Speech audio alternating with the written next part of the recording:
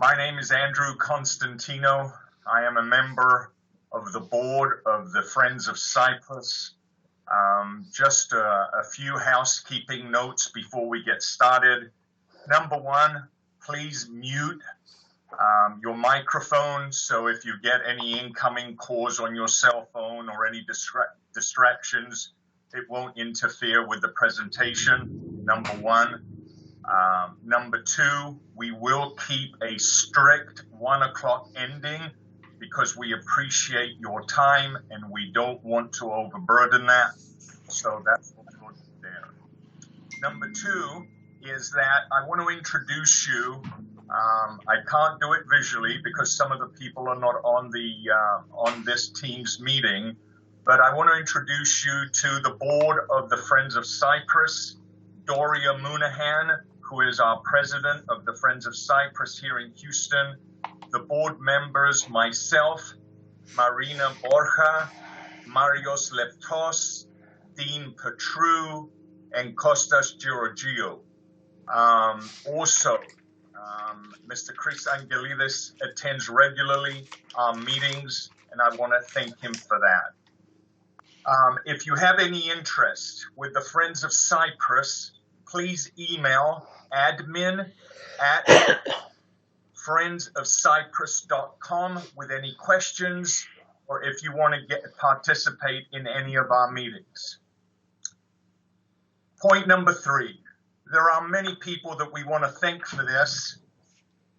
One of them is obviously Yannis Remadagis and the Houston Cultural Center of the Southwest. Without them, it would be very, very difficult for the Friends of Cyprus to exist, and we want to thank them and thank Yanni and for his leadership with HCC Southwest. Thank you, Yanni. Without further ado, I'm going to introduce your speaker today, Mr. Chris Angelides. Chris is an energy industry executive with 3 decades of global, technical, and commercial experience. He has held senior leadership roles in project management, business operations, and strategic planning. He has extensive knowledge and understanding of business cultures and regulatory policies across the globe, and has expertise in energy transition, corporate social responsibility, and non-technical risk integration. He currently serves as head of Shell U.S. Energy Transition Program, which involves identifying opportunities that transcend the established line of business boundaries, breaking down closed, siloed thinking and behaviors, and positioning Shell's U.S. portfolio for success as society moves towards a net zero emissions economy. Chris joined Shell as an experienced hire in 2008. He is also an adjunct professor at the University of Houston, C.T. Bauer College of Business, where he currently teaches a course on ESG, corporate social responsibility and ethics in energy. He also serves as a board member of the UH Bauer College and as a board member of the Consortium of Energy Corporate Social Responsibility at U of H. Chris earned a mechanical engineering degree and an MBA from the University of Houston and a graduate diploma in strategic decision and risk management from Stanford. He is a certified project management professional and a certified Six Sigma Green Belt practitioner. Chris was born and raised on the island of Cyprus and presently serves as the honorary consul of the Republic of Cyprus to Texas.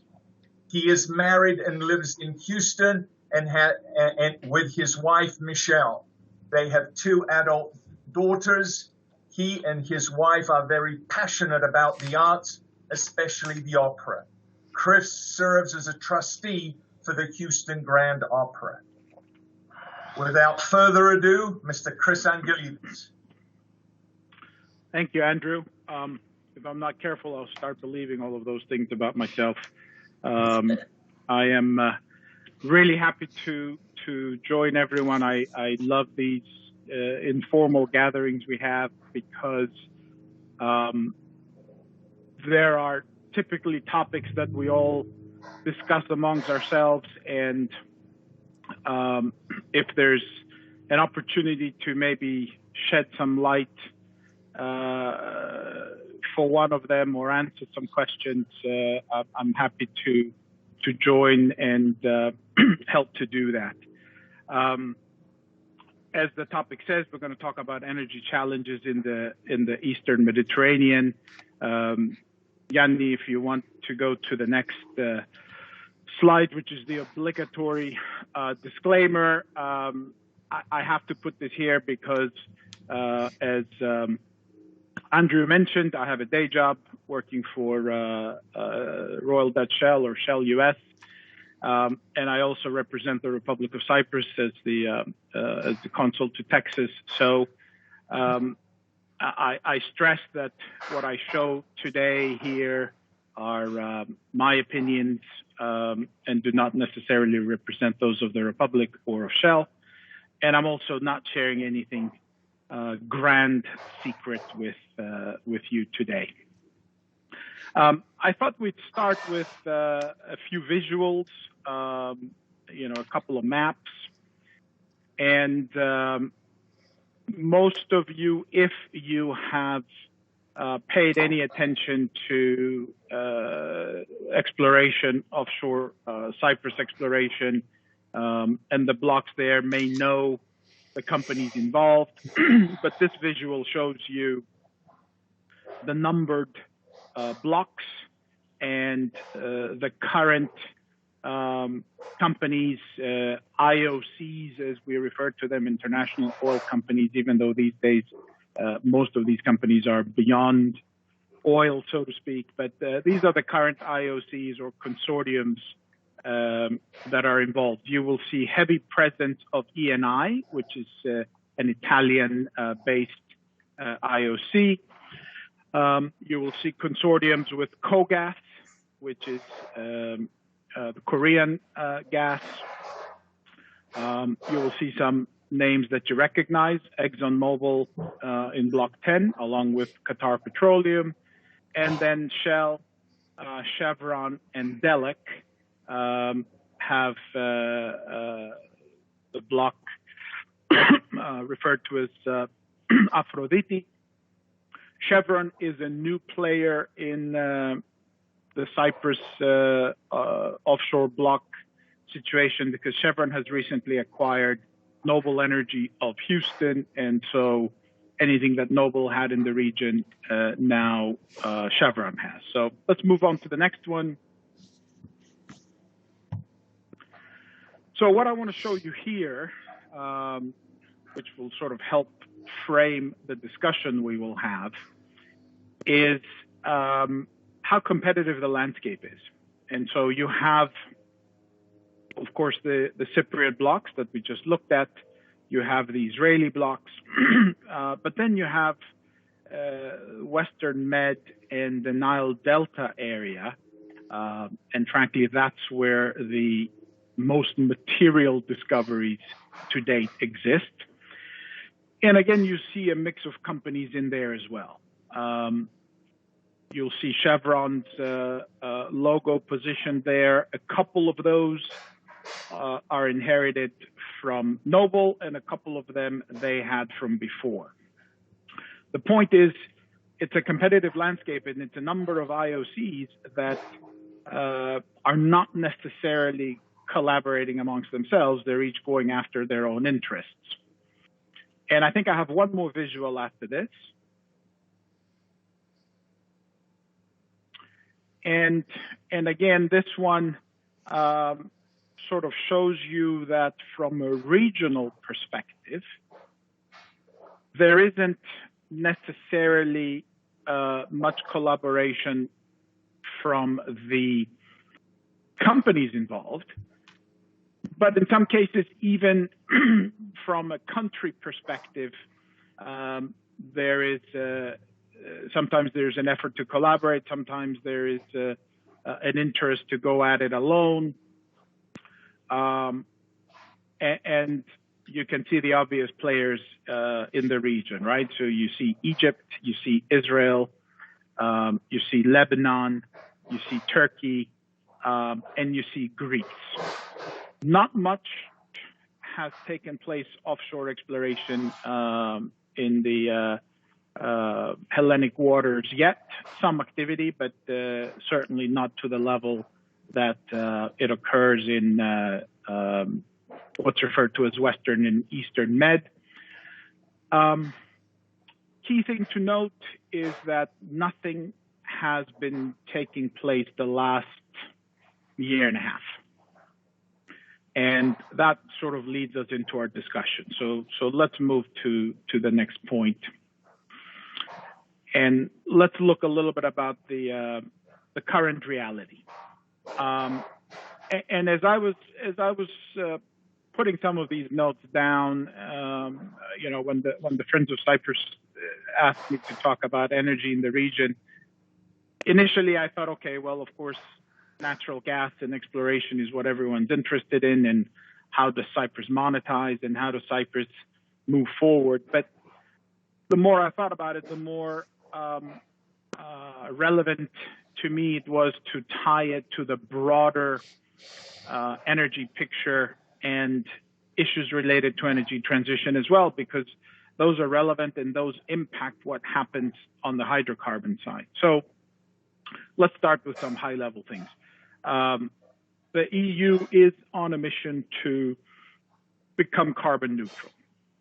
They have some ambitious targets, but then again, not out of step with most corporate targets. Even the traditional oil and gas companies have the same targets of becoming carbon neutral by 2050.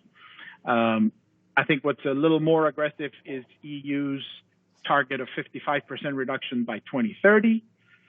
But again, as you look around you and you hear announcements from the BPs of the world, the Shells of the world, the ENIs of the world, but also Amazon and a number of other corporate entities, cities themselves in this country and elsewhere, everyone is headed in that direction. And of course, the need to be carbon neutral by 2050 is identified by all. Now, key to this in the EU is that a lot of the member states who are in full support of that want to maintain the right to continue using natural gas as a transition, or in the case where they can use it as an economic development, certainly that's to their interest. That's why Brussels is not going to rule natural gas as out of the picture. Natural gas, I'm confident, will be listed as a partially sustainable technology and fuel moving forward. Some other realities of the region.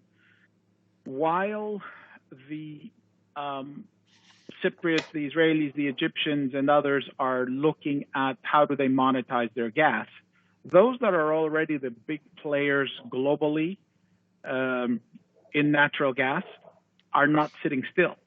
QP, Qatar Petroleum, one of the largest exporters of LNG, announced plans to expand even further to 126 MTPA in just a few years. 126 MTPA can cover Japan and Korea alone, just from that. And so you see the competitive landscape is such that countries like Greece, Israel, and Egypt can't wait too long. And that's one of the challenges for Cyprus. The windows are short, and in Cyprus you have COVID, you have low prices, you have Turkey's threats and interference, and if you pile that up to a world of limited capex as well, Cyprus ranks low.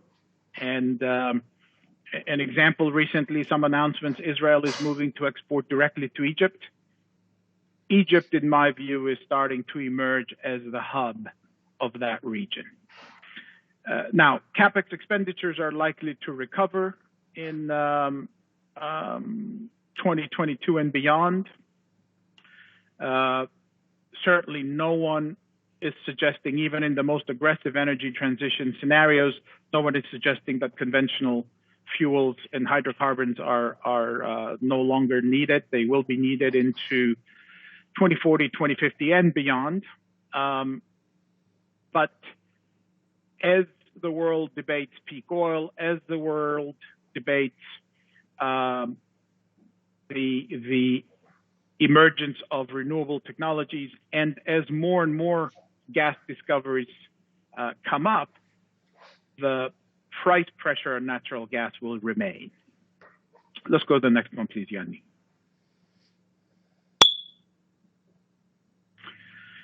So let's focus on Cyprus now. We looked at the region. We looked at the sort of energy play globally. What's happening in Cyprus? Well, I showed you the map. You saw a number of logos, different international oil companies play or want to play, but they're not collaborating. As we just mentioned, there's limited CapEx available in the current environment. And I've posed some questions for all of us, frankly, to myself and to all of us, in red font there, because these are some of the unknowns.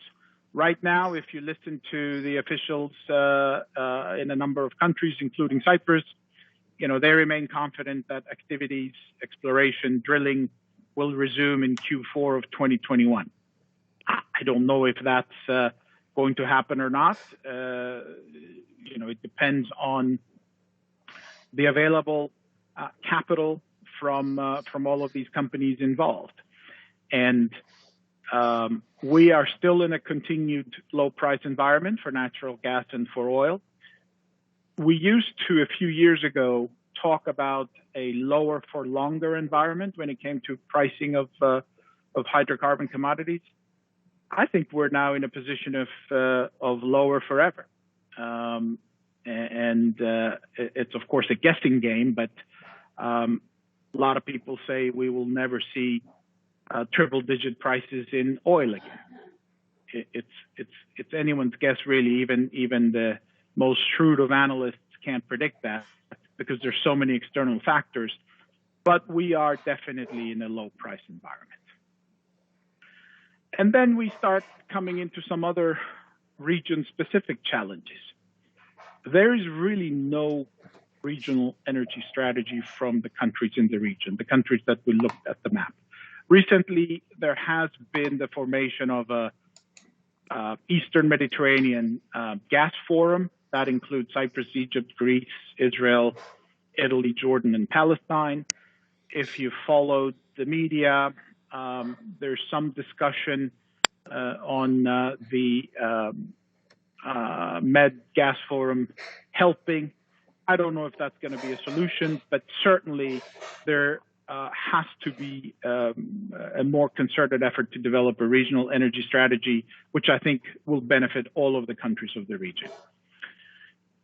If we want to be honest with ourselves, there's also a lack of a comprehensive energy strategy in Cyprus. And there are, again, efforts underway. There is a new national energy and climate plan that the Minister of Energy in Cyprus has recently discussed. And I think if you listen to her speak, she is confident that this is something that will provide that clarity and that national strategy in energy. But for now, there's still a lack of a comprehensive energy strategy that will pull together the conventional oil and gas and the renewable energy opportunities. There's also fragmented governance in the Cyprus energy sector.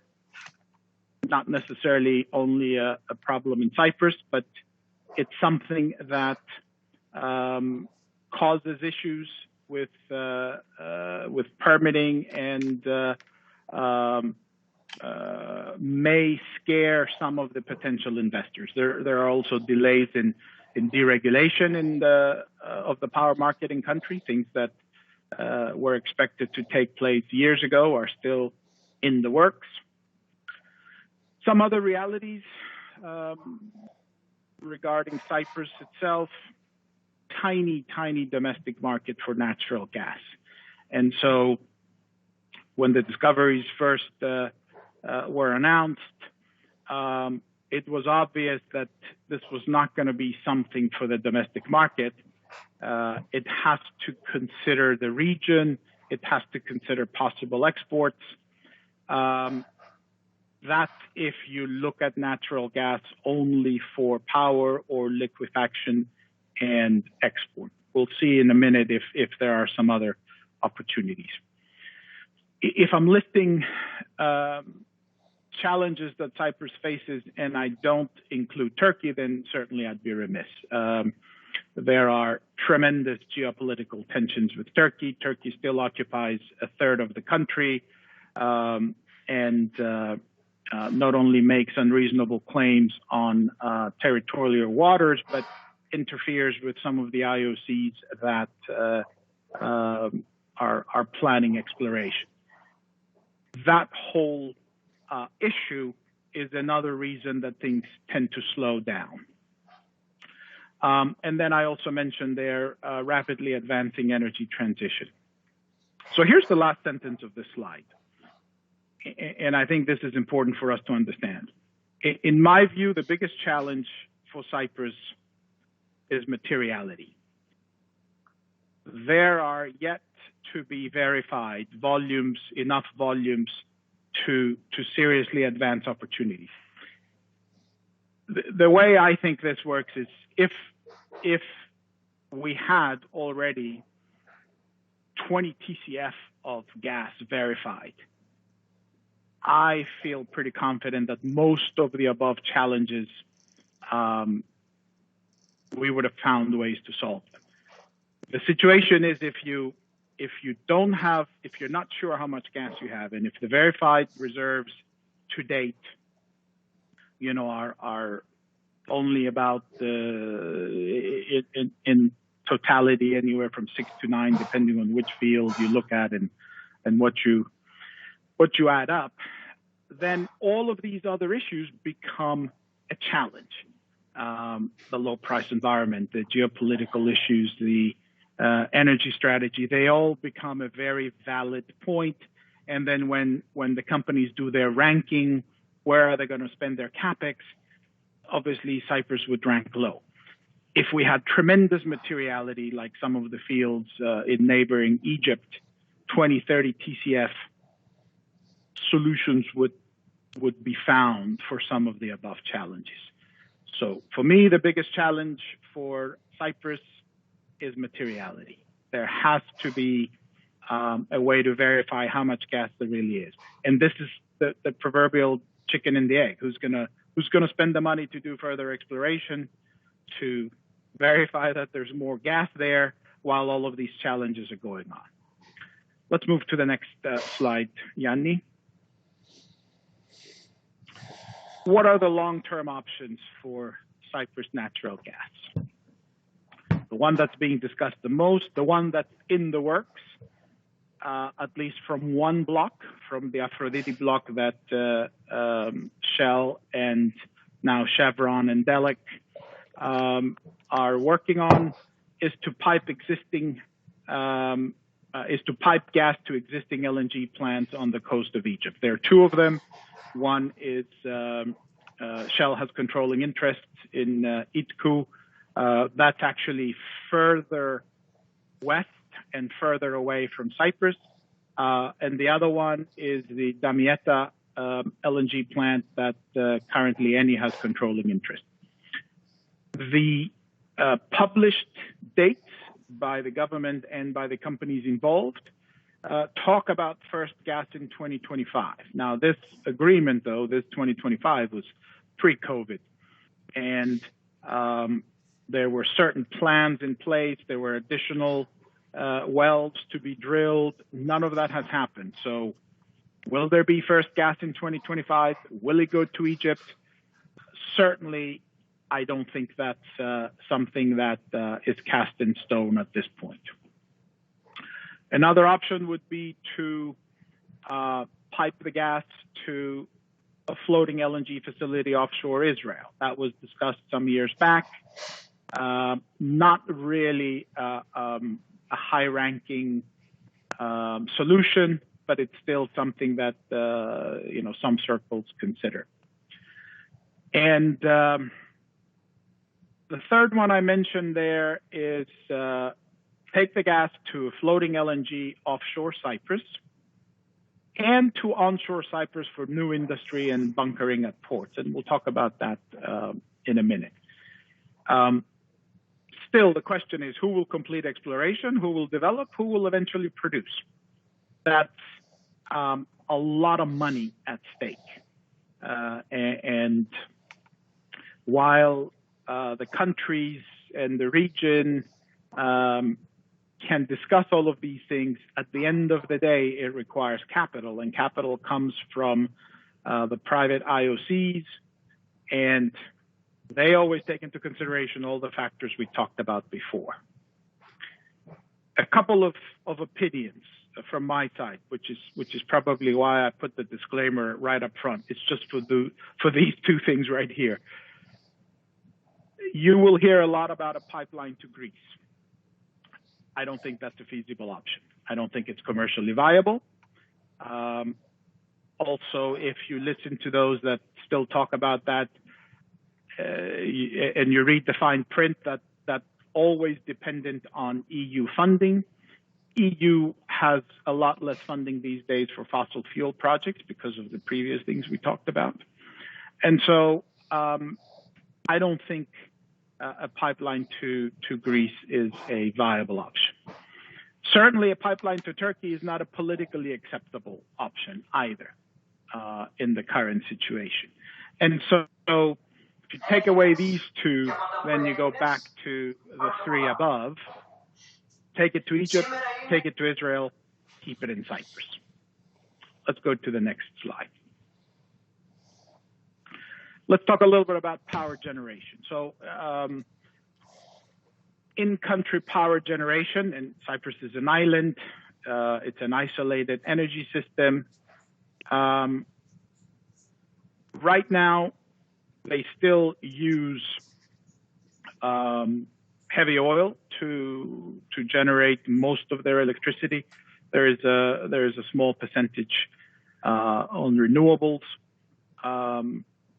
but the majority are oil-fired power plants. And there's a separate project that's going to bring import LNG to country right now. They're hoping to complete that by 2022. And that's going to be a floating LNG receiving and regasification plant. And then the gas will go to the power plant. This is in an area on the west of Cyprus called Vasiliko. And it's going to fire the power plant.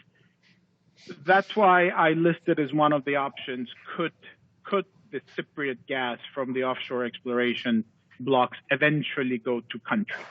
You could then take that offshore regasification unit, convert it to an LNG, so you can export your own LNG, and then the rest can go in country for generating power. In addition to the natural gas-fired power plants, Cyprus is already working on wind and solar. That certainly there are plans to increase. And then there could be some power generation from biomass. There is a small percentage happening right now, and that results in renewable natural gas. That's basically methane from landfills.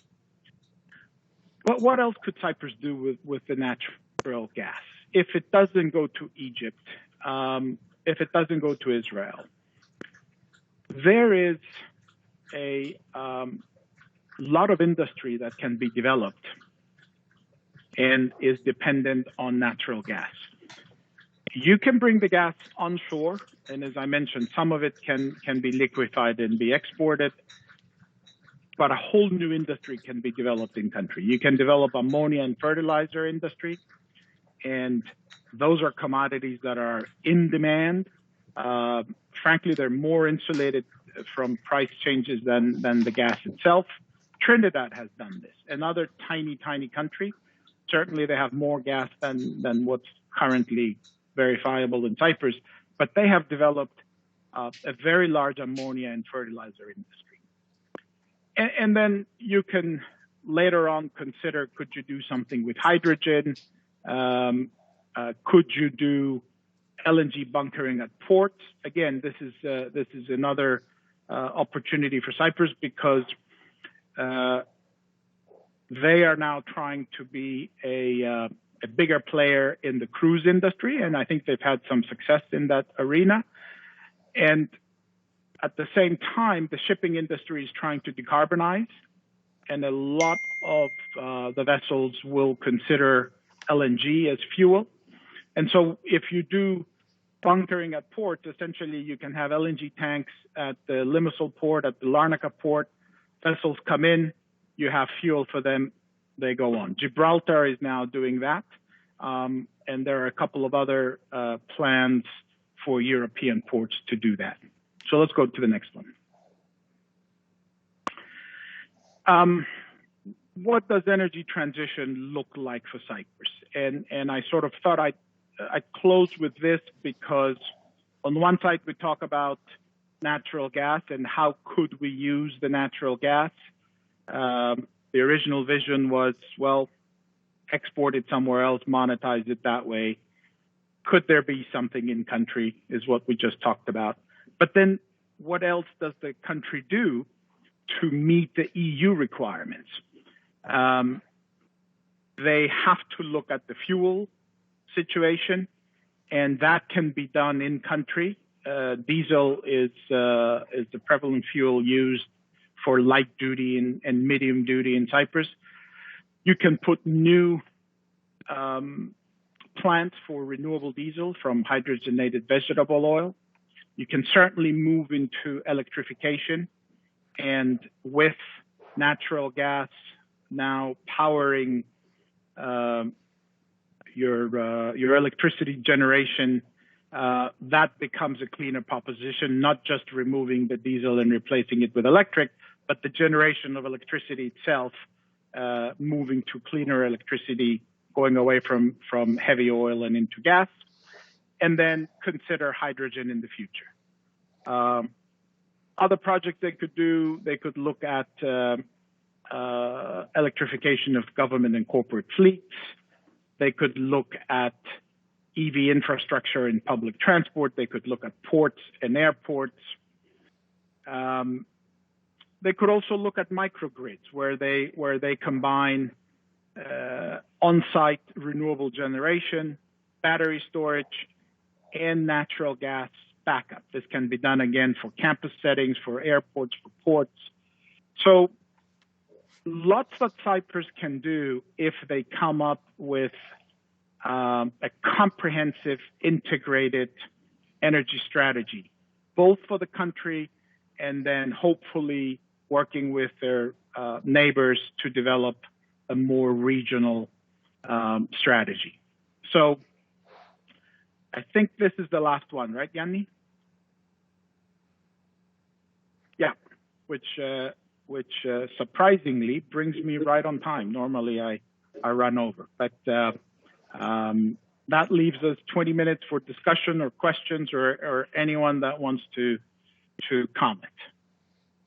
All right, so let me just guide you into how we're going to participate. Obviously, there is a chat section where you can type your questions there, or you can raise your hand. I will see that, and I will recite the question over to Chris himself. So we have the first question from Costa Giorgio. What do you think is the most probable option for development of the gas reserves? Yeah, I think as we sit today, the most probable from one of the fields, from the Aphrodite field, is for it to go to Egypt. But that's only because the IOCs that are involved with that field also have their own LNG plant offshore Egypt, and they can use the gas there. As far as the rest of the discoveries, the biggest question is what will happen in the block that Exxon has. If they have material discoveries either later this year or next year, I think the whole thing changes. And if Exxon has a material discovery to the point where they say, we may even consider either onshore LNG in Cyprus or floating LNG offshore Cyprus, then you may see the other companies saying, okay, you can have my gas as well, and then it becomes a bigger project. Good. A follow-up question, and then I'll get to Mario Stavrino. Again, back to Costa. His question is Israel currently trying to ship their gas through Egypt? Well, Israel is just announced plans to send their gas to Egypt via pipeline. There is also thought of some of the Israeli gas coming through Aphrodite and then the Aphrodite pipeline taking it to Egypt. But this is again where if the Aphrodite project is further delayed, Israelis are not going to work. They will go directly to Egypt. It used to be politically, 5-10 years ago, it probably would not be viable for Israeli gas to go directly to Egypt, and Cyprus was a nice solution for all sides. This is not Israeli gas. This is coming from the pipeline from Cyprus. Those challenges no longer exist. There's politically, there's nothing to stop Israel to go straight to Egypt. Thank you, Chris. Mario Stavrino, please. You've raised your hand. Please ask your question. Yeah. Good morning, everyone, and I would like to thank the Friends of Cyprus for organizing this for us, and for Chris for taking time to present this informative presentation. My question, Chris, is how many are the verified gas deposits so far in Cyprus? How many TCFs do we have verified, and what happens if one of the international companies decides to pull out of these contracts that we have in Cyprus? What happens next? That's a good question, Marie. I should tell you all that Marius and I first met in 1984 on the campus of University of Houston, fresh from Cyprus, both of us having arrived just a week before. So nice to hear your voice, Maria. Yes, you too. Look, thank you, Chris. The verified reserves are, again, probably in their totality today, less than, I would say, 8 or 9. And it depends on whose data you look at. But again, that's fragmented between a couple of fields. So what happens if one of them decides to leave? We will have stranded assets. We will basically have a situation where you have 2 or 3 or 4 TCF of gas, but no one considers it a viable development solution. And then it would be up to Cyprus to really come up with significant investments to try and complete that, to then bring it onshore, or maybe go away from the Western IOCs and go towards Eastern IOCs that may have an appetite to do something. But if companies pull out, there is a tremendous risk of stranded assets.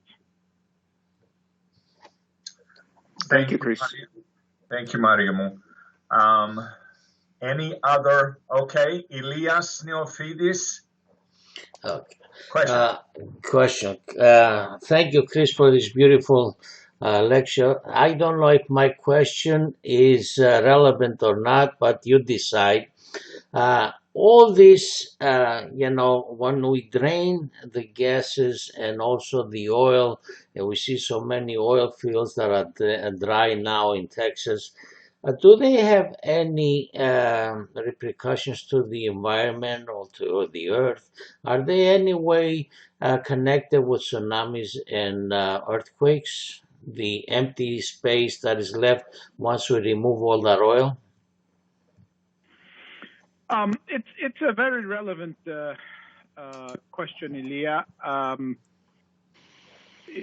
Let me first tell you, I'm a mechanical engineer, not a geologist, and so my subsurface knowledge is frankly limited. But having been in the industry for 30 years, this is a question that we discuss a lot. There are no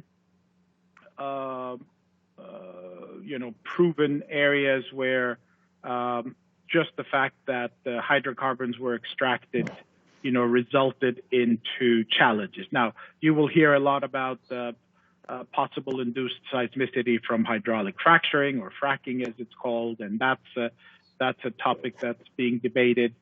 But in terms of causing issues or seismicity from removing hydrocarbons, no such evidence.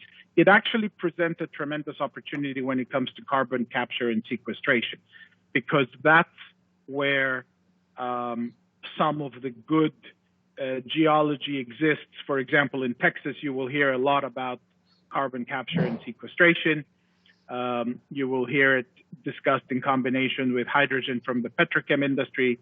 If you continue to have hydrogen in Texas from the petrochem industry, but you pair it with CCS, which is capturing the CO2 and sequestering it underground in some of those empty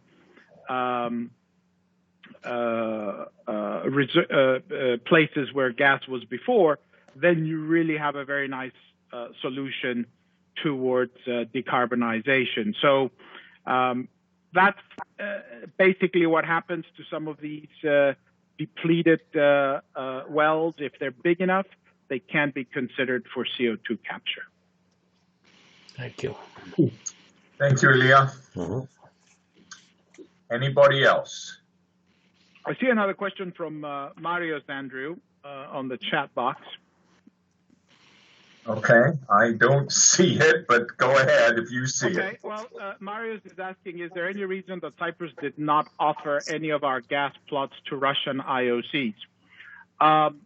It's actually the other way around. It's why didn't the IOCs express interest in bidding for them? Because the way Cyprus did the bidding rounds, it was actually done very well. And most of the companies that were involved had very positive comments about the data rooms, about the process, about the transparency.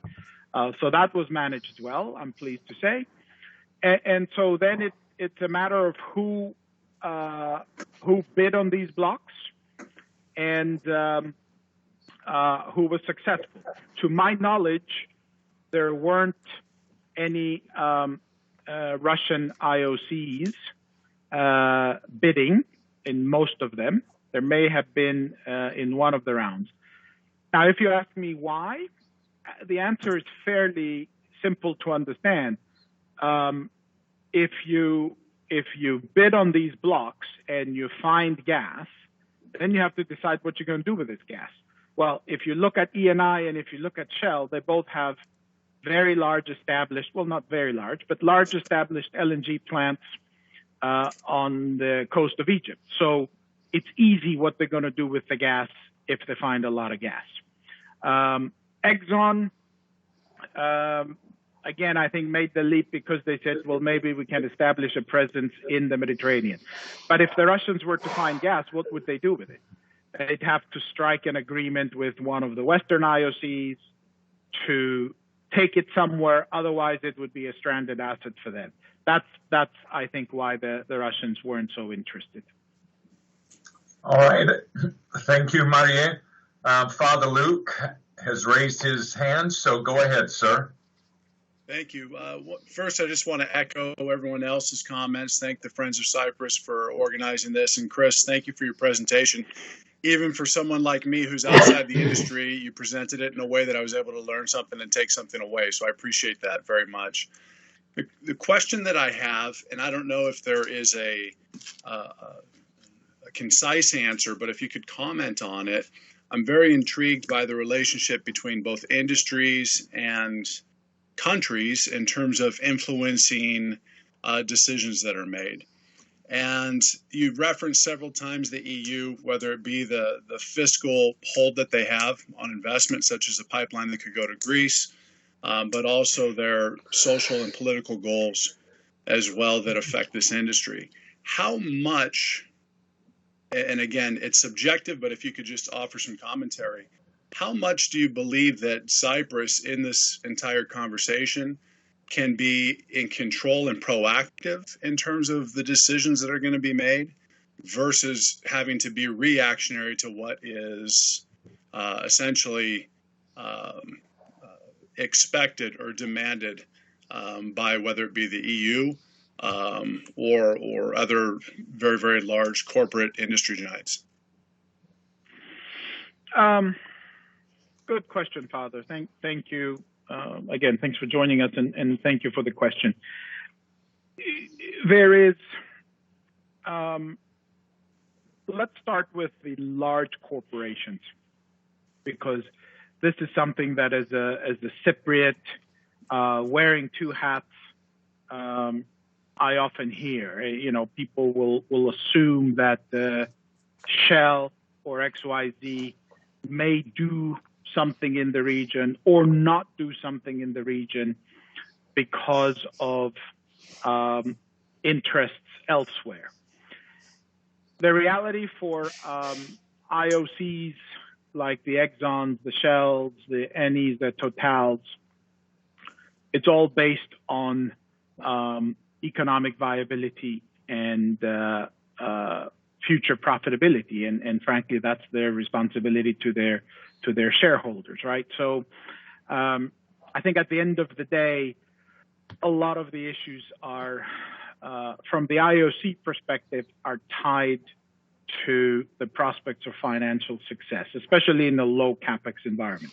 Now, when it comes to countries and their influence, and let's say somebody as small as Cyprus within the EU, there are a lot of things that Cyprus can do proactively.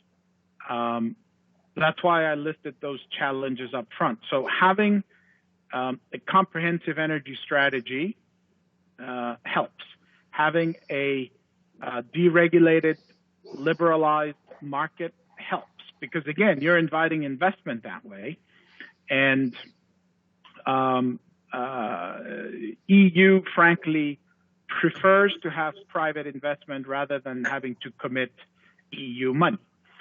The other thing that Cyprus can do to enhance its influence is these regional partnerships, because if you're just one of the 27 with 1 million citizens, you have less of a voice than if you're 2 or 3 of the 27, plus you have another 3 partners that are outside of the EU. You certainly have a bigger voice. And then, the last part of your question is, can the EU impose or do they? Not really. They're not imposing anything one way or another, because most of the opportunity for developing and monetizing hydrocarbons comes from private industry. And so what the EU can do and what Cyprus can do is streamline their regulatory regime, have a clear path towards energy transition and decarbonization. And then I think industry says, okay, this makes sense to me to invest, or this doesn't make sense to me to invest. But I think playing the role of, we're too small, or we're the victim, or they impose on us, is not going to help. There are a lot of things that can proactively be done, and I think that's the position that Cyprus should take. Thank you, Father. We have Stefanos Paratsas. He raised his hand, and he has a question for you, Chris. Thanks. Thank you, everybody. Thanks, the Friends of Cyprus, for organizing this. And thank you, Mr. Angelides, for the very informative presentation. I wanted to ask you about the new National Energy and Climate Plan that you mentioned, that is going to last up to 2030. So what is actually described there? What is the strategy that is proposed from the Cyprus part? And you mentioned a lot of challenges. Have they considered all of these challenges into this analysis or the strategy that they have developed? And since you mentioned especially the materiality of the reserves, are there anything that the Cypriot part can do towards this direction, assisting the IOCs towards this? Yeah, so the plan that will take us from 2021 to 2030, I haven't seen yet. That's why I listed as one of the challenges. I'm waiting to see this comprehensive, energy strategy that hopefully will take into consideration conventional energy and new energies, renewables, and energy transition opportunities, because that's what they need to do. And look, much like we discussed in this country, there is a myth, and hopefully that has been dispelled, but there's a myth that it's, you have to go all in one direction and forget the other direction. There's a myth that, renewables ruin the conventional energy industry and vice versa. This is all nonsense. To get to a net zero world by 2050, we need both the conventional side and the new side. And so Cyprus could take a proactive approach, even in their small little environment, and demonstrate how natural gas is needed in the transition, how renewables are needed in the transition, how bioenergy is needed in the transition. So I'm very much looking forward to seeing, this strategic plan, and hopefully it will include all of these components. Now, your last question is, what can they do, to address issues with IOCs?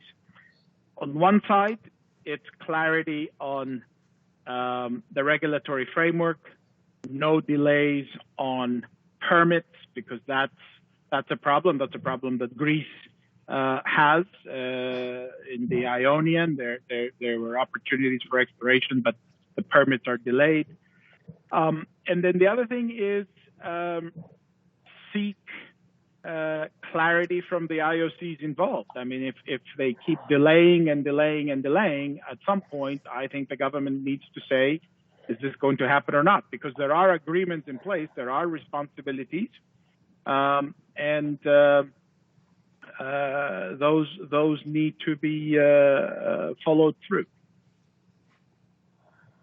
Thank you, Chris. Thank you, Stefano. One last question before we close the discussion down. Anybody else? Okay, well, with that, we've reached 1 o'clock. Chris Angelides, thank you so much. It was an excellent 1 hour, and we appreciate your participation and your knowledge too. It's a blessing to have you here in Houston. Thank you. Yanni, thank you all. Yanni, thank you for your participation and your leadership with Houston Cultural Center of the Southwest, we thank you and all your support that you give to the Friends of Cyprus. Lastly, as a board member of the Friends of Cyprus, please, we urge you, we are putting together a slew of other informative discussions that we will have throughout the year. If you're not on our email list, again, admin@friendsofcyprus.com. We'd love to put you on the mailing list. With that, thank you all and have a pleasant afternoon. Goodbye. God bless Cyprus, God bless America, God bless Greece, and good luck to the new elections in Cyprus. Marcos Hadjiharalambous said something about thank you, FOC, for organizing, and Chris for your time and knowledge. On behalf of HCC, thank you all. Take care. Bye-bye. Bye-bye.